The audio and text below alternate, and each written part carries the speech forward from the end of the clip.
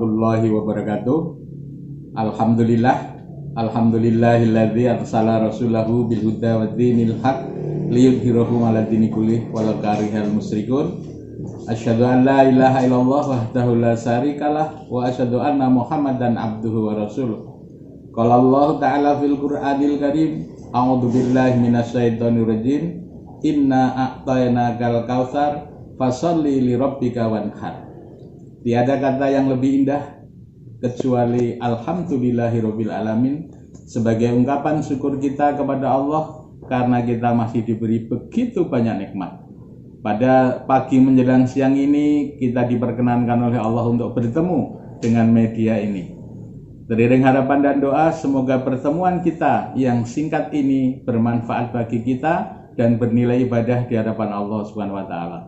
Salawat dan salam semoga terus terlimpah curahkan kepada uswatun hasanah kita, Rasulullah Muhammad sallallahu alaihi wasallam, keluarganya, para sahabat-sahabatnya, tabi'in dan seluruh orang-orang soleh sampai di akhir zaman termasuk kita.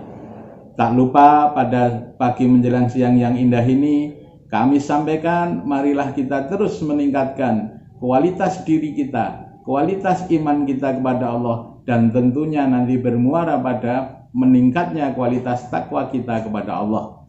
Dengan satu keyakinan bahwa takwa adalah sebaik-baik bekal bagi kita untuk menghadap Allah di kemudian hari nanti. Para siswa yang berbahagia, pagi yang indah ini kami akan sampaikan satu permasalahan, yaitu kurban. Dengan harapan kita semua nanti bisa melaksanakan kurban pada tahun ini.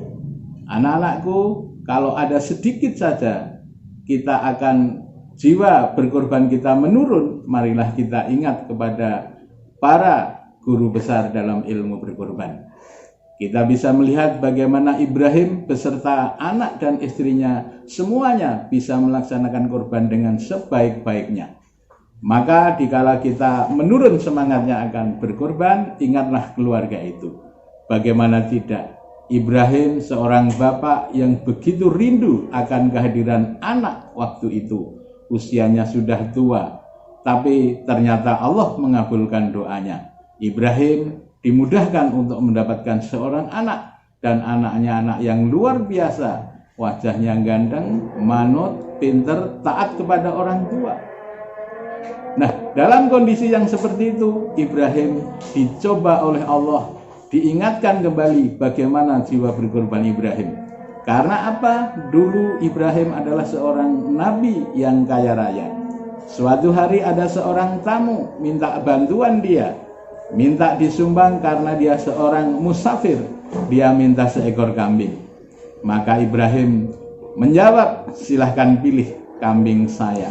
Yang terbaik silahkan diambil. Di hari yang lain ada seorang yang minta lagi, dia minta seekor sapi. Maka jawab Ibrahim, silahkan ambil sapi yang paling kamu suka, yang paling gemuk, yang paling menyenangkan bagi kamu. Silahkan diambil.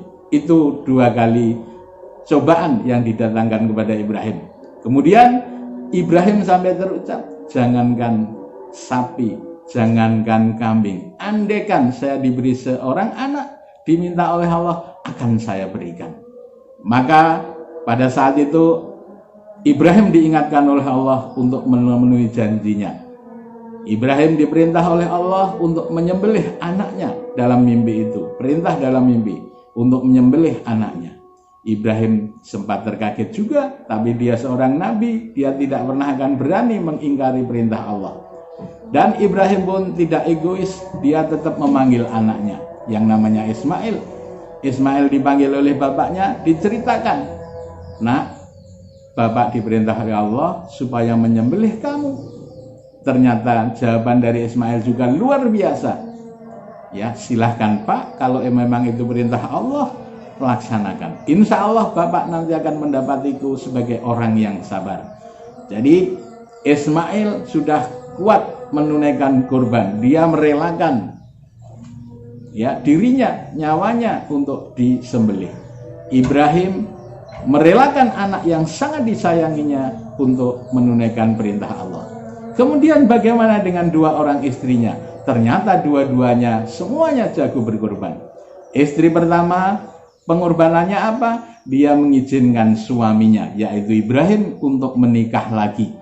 Jarang ada seorang istri yang mengizinkan suaminya untuk menikah lagi. Namun istri pertama Ibrahim mengizinkan suaminya. Ini pengorbanan luar biasa. Apakah istri kedua tanpa pengorbanan? Sama, istri yang kedua juga jago berkorban. Karena dikala dia punya anak Ismail yang masih kecil, yang belum bisa apa-apa, istri kedua ini diperintah oleh Allah beserta Ibrahim untuk datang ke suatu tempat yang namanya Mekah di kemudian harinya. Waktu itu Mekah masih sepi, belum ada tetangga. Istri kedua Ibrahim ini masih punya anak kecil, ditinggal oleh suaminya. Ketika suaminya mau pergi, istri ini bertanya, Mas mau kemana? Kenapa saya berada di sini? Ibrahim hanya menjawab dengan satu kalimat indah, ini adalah perintah Allah. Istri kedua menjawab juga, kalau memang itu perintah Allah, laksanakan.